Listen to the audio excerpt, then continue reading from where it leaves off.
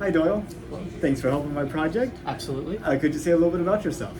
Hi, my name is Doyle. I'm originally from Virginia. I went to UVA for undergrad in aerospace engineering, and now I'm at Rice with Nathan for space sciences or space studies. I don't remember Space what it's studies. called. Space studies.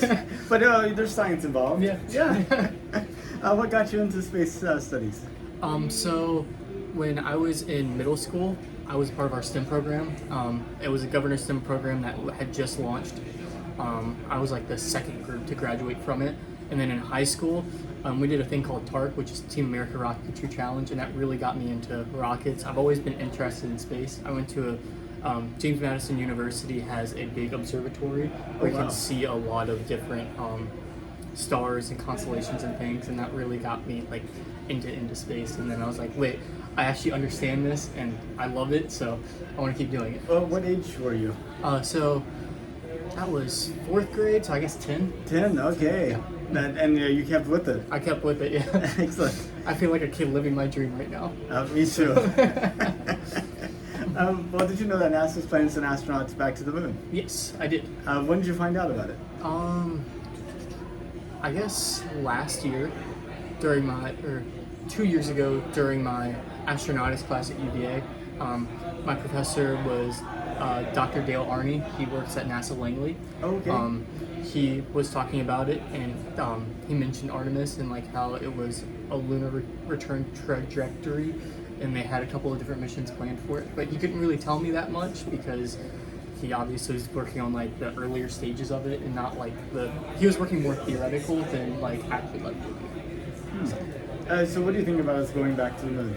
I think it's a good first step to go to Mars. I'm really more interested in Mars, but there's a lot of stuff that the moon has to offer. Like, we think that we can drill underneath, and like there's minerals and materials and maybe frozen water that we might be able to convert into liquid.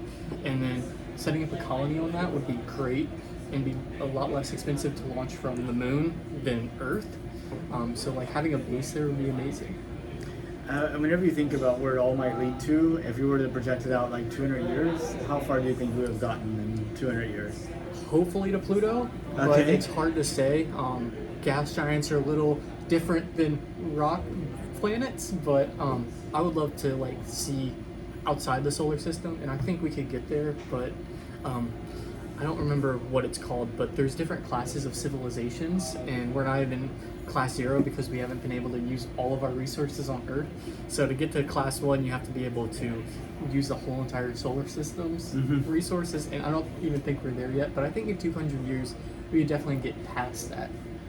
I know, it's amazing to think the sun outputs all this energy and such a small fraction falls on the Earth. Yeah. I mean, we have nuclear fusion right here. We just have to figure out some way to harness it a little bit more. And we barely got it. Stanford barely got it, and it wasn't even it wasn't a true nuclear fusion because it didn't react into another reaction into another reaction. Oh, I was referring to the sun. Oh yeah, like the sun does, but Yeah. like on Earth, like we've done it a couple times, but it really low amounts of energy output. Not like the sun that puts out like 10 to the 26 watts or something like that. Exactly, but I'm thinking we should figure out some way to capture more of the energy of the sun. Yes, absolutely. Like the Kardashian scale that you're talking about was like using the whole resources of the solar system type thing. So. Yeah, I would love to see like even like solar panels, like they're so inefficient. They're like 86% efficient, and like their batteries are just terrible. Like you can't store energy on them. So being able to store energy on a battery, because like I mean there are different ways to like get energy from the sun. It's just harder to capture other than like the sun. If we or the solar like the light, if we could figure out how to get like plasma from like solar wind or like a coronal mass ejection, if we could figure out how to harness that energy, I think that would be really beneficial. Yeah. If you could you take a trip to space? Absolutely. Awesome. Without like a how doubt. far would you go? As of right now, to the moon. Okay. If Mars is theoretical, I would love to go to Mars just to see what it's like, but I know like that's probably outside of my lifetime. But I would love to like get people there. But I mean, let's say Elon does build his Mars base and he's like, we're looking for immigrants. Do you sign up? Oh, I 100% sign up. I 100% sign up. Probably won't get chosen, but I will 100% sign up for it because I would love to. Like, it's interesting. Like, I've seen countless movies about the moon. I know most of them you have to take with a grain of salt because, like, they're all fiction. No one really knows, but like, just to like touch that soil, I feel like would be so different than touching like Earth soil and like seeing the difference in like we already know that. I mean, it has a lot of iron because it's red and it oxidized, and I just feel like the atmosphere would be so different. Like everything would, you would have to figure out almost like figure out how to do the ISS, but on Mars that has almost 2/3 gravity on Earth. It's just, it would be amazing. Yeah, I heard people describe the Martian atmosphere as being too thin to be useful, but too thick to ignore. Right. It's kind of a problem. But I really appreciate your time. Is there anything else you want to add or that you want to talk about? Yeah. So, how do you feel about Elon's theoretical nuking Mars to make an atmosphere? Well, I think I don't know about the mechanism, like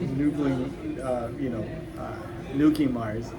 But I think underneath that question, there's like a more fundamental question, and that is, should we change the universe to suit ourselves, to make it more habitable for ourselves? Should we actually go out there and shape the universe? And as far as I could tell, we're like the only intelligent species in the known universe that we know about. I mean, we should keep our eyes and ears open. Yeah, wow signal. Yeah, a great example of that. I feel like that if the universe isn't used by intelligent species in a creative way, I mean, why is random nature okay, but intelligently trying to do something, people have a little bit more questions about that. It's just like, I mean, so I guess to that fundamental question of, should we shape Mars so that it's habitable for us and is a nice place for us? Yes. Should we use nuclear weapons to do that? Probably not. I don't know. I don't. I'm just thinking about radiation past that point and seeing if radiation can help build an atmosphere that's habitable for humanity. But yeah, no, I definitely think that we should try to manipulate it somehow. I mean, huge parabolic mirrors, that are like the size of like planets, kind of like focusing the energy, warming it up, might be an option too. Yeah. Oh, there's so many theories that you could go into. I would love to see what's also like at Mars core, to see if we can like extract energy, like not necessarily fossil fuels, but like figure out a way to like extract energy from Mars as well as the sun. Right. Maybe some type of like temperature gradient that we could, kind of generate energy over that we need. So in this future, what role do you see yourself playing? I want to help people explore on Mars. I don't know what premise in that range. Like, I'm happy. I have a background mostly in propulsion. I did a lot in my undergrad with airplane propulsion, but I also know a little bit of rocket science too. So propulsion's kind of like my major thing. Being an engineer, like I understand that. But like the biology side is super interesting to me too. Like planet science, but also like the human side as well. Like the ergonomics of having people that have different mentalities trying to work on a project that's like way so far away that it's like 1.52 AU compared to 1 AU, and it takes 20 minutes just to get one signal back. So it's like, it's so hard. So if you have a problem, like how do you solve that problem super quickly? And that's where I want to like come in and try to help out. That seems like quite the challenge. Well, Doyle, I really appreciate your time. Absolutely. Thank you so much for helping my project again. And good luck on your midterm. And good luck on yours. I know. You'll be fine. I hope so. Fingers crossed. Yeah. Okay.